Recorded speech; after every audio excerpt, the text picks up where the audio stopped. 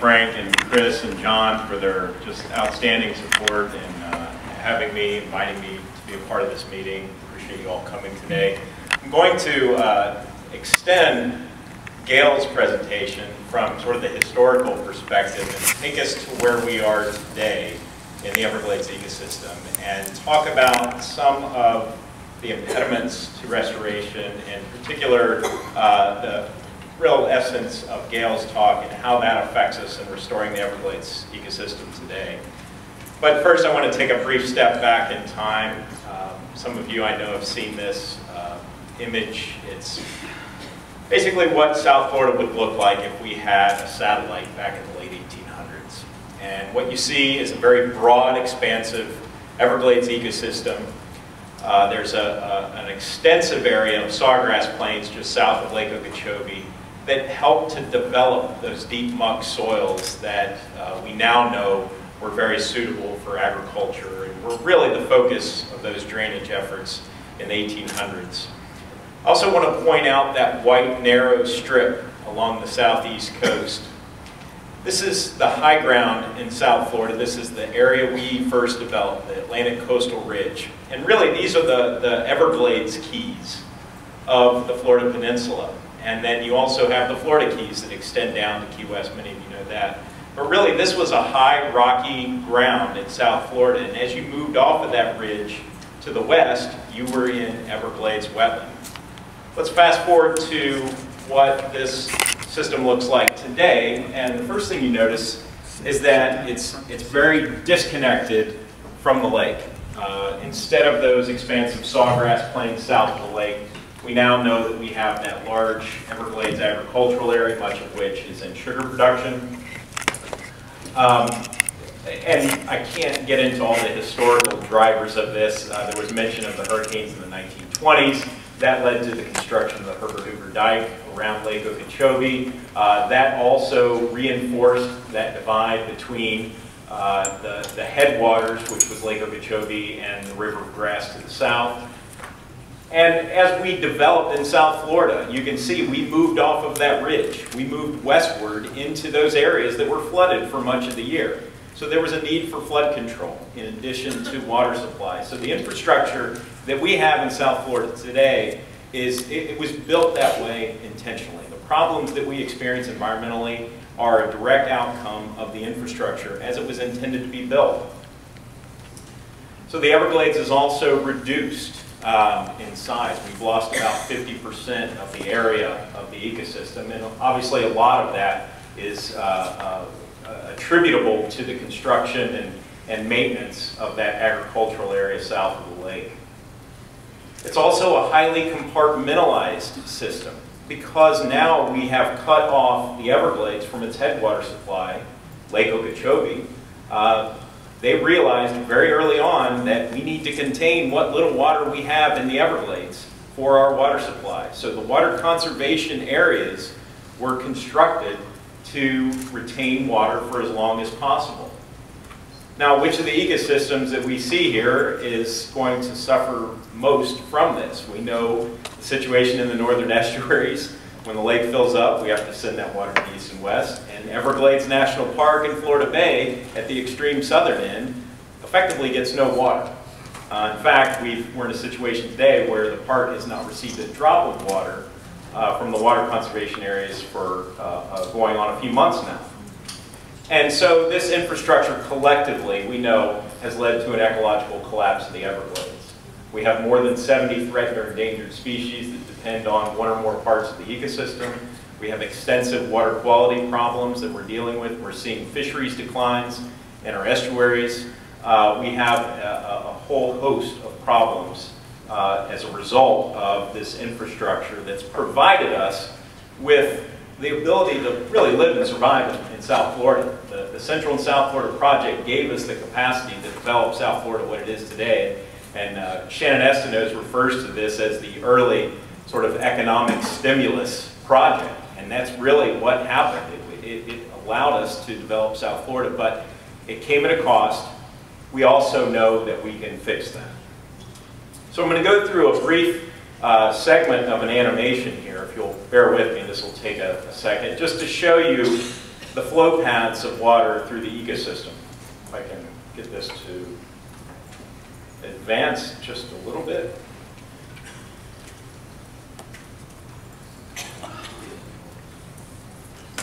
Maybe. I am Windows illiterate.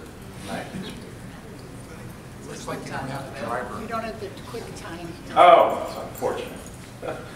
Well, so I effectively described the situation. When we have water flowing into Lake Okeechobee, many of you know when the lake fills up, we have to discharge massive quantities of water to the east and the west. That water, we all recognize, also used to flow south into what we know as the River of Grass through the area that is the agricultural area today. Very little water now makes it into the Everglades protection area. What we effectively get is runoff from the agricultural area. We know that water is polluted. We know through science that we have to clean that water up to a standard that's protective of Everglades marshes. That standard is 10 parts per billion.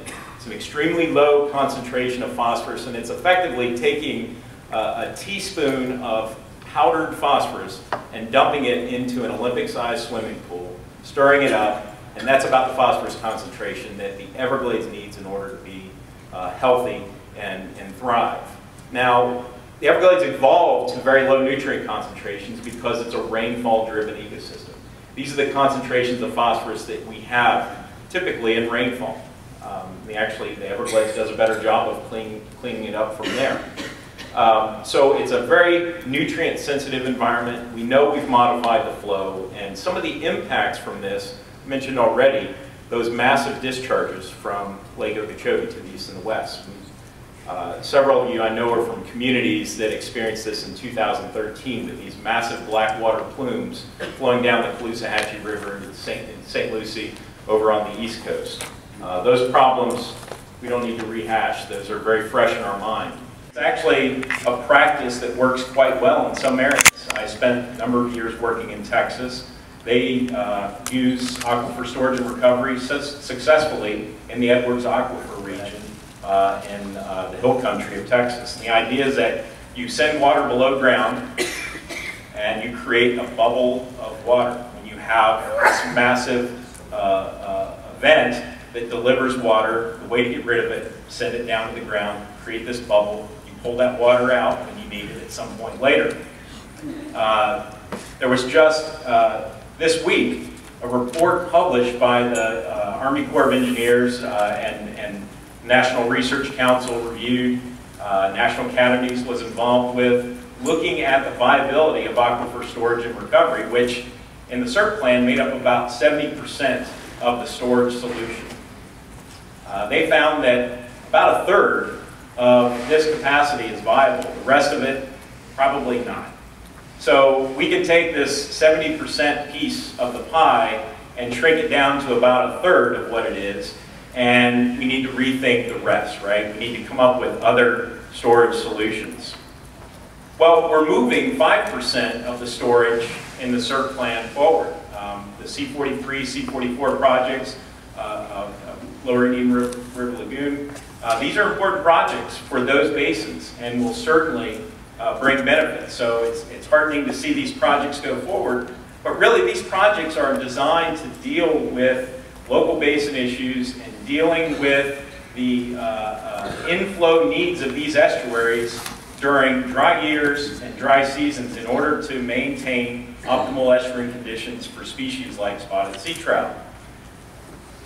But this figure on the right shows that until we start building in things like the EAA reservoir south of Lake Okeechobee, we're not going to see any significant benefits in terms of those high season, high pulse flows that we saw in the summer of 2013.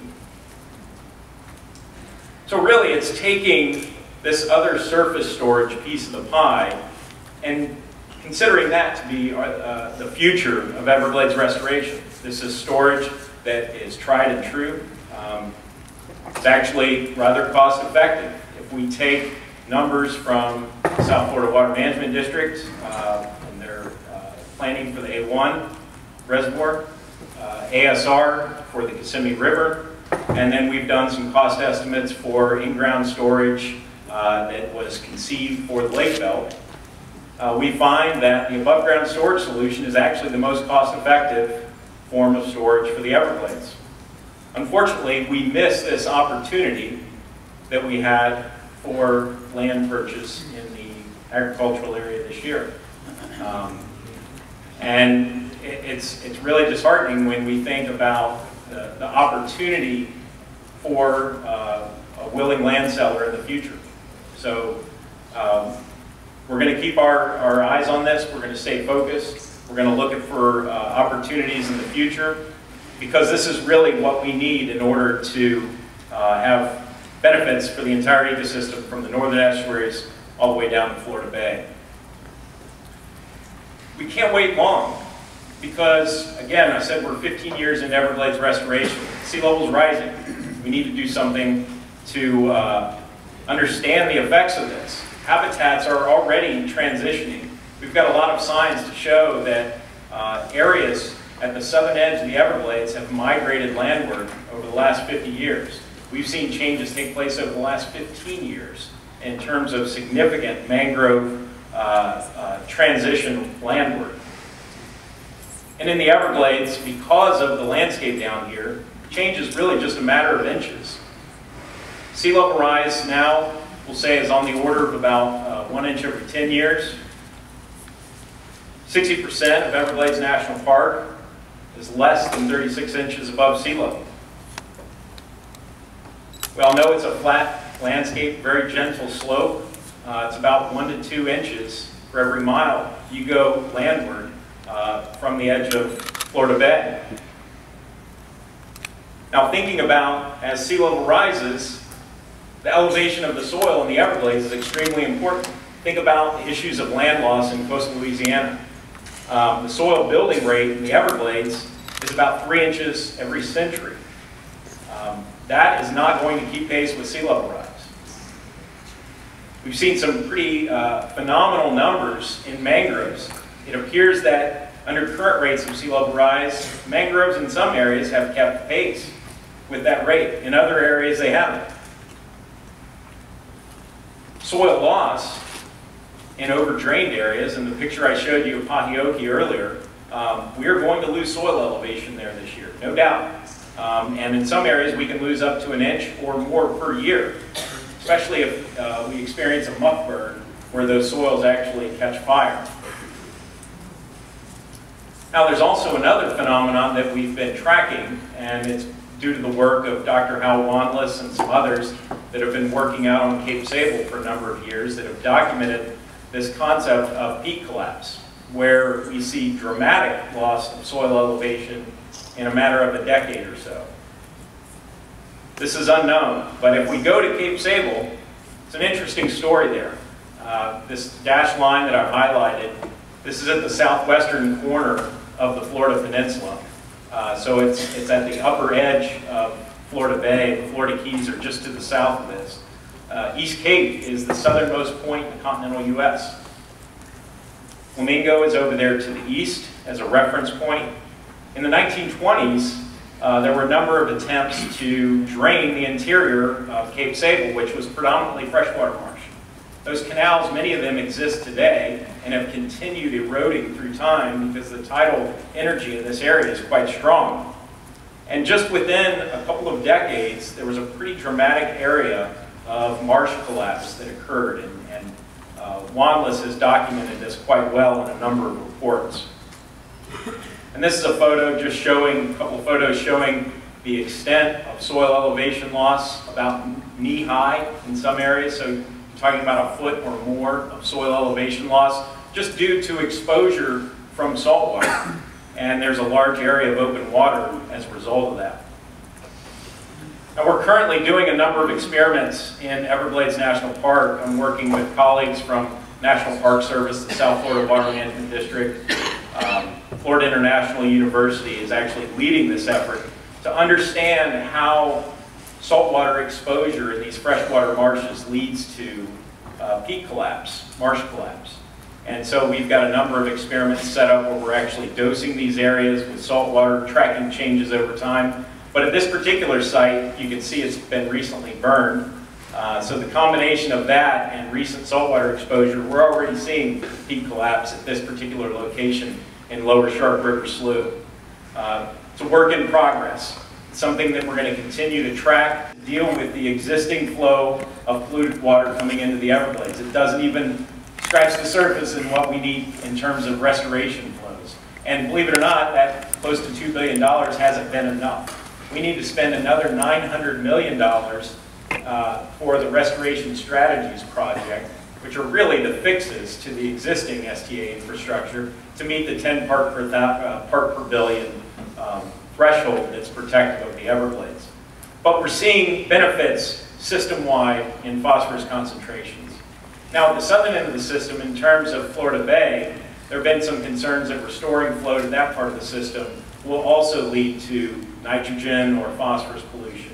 And we know that not to be the case. In fact, the impacts of overdrained soils and the loss of soil and the mobilization of nutrients associated with that material and export into Florida Bay is a bigger problem. And we know that restoring flow has a much more of an improved effect on water quality, that is not going to be the case. What we really need to be paying attention to is the stability of our coastal peat soils.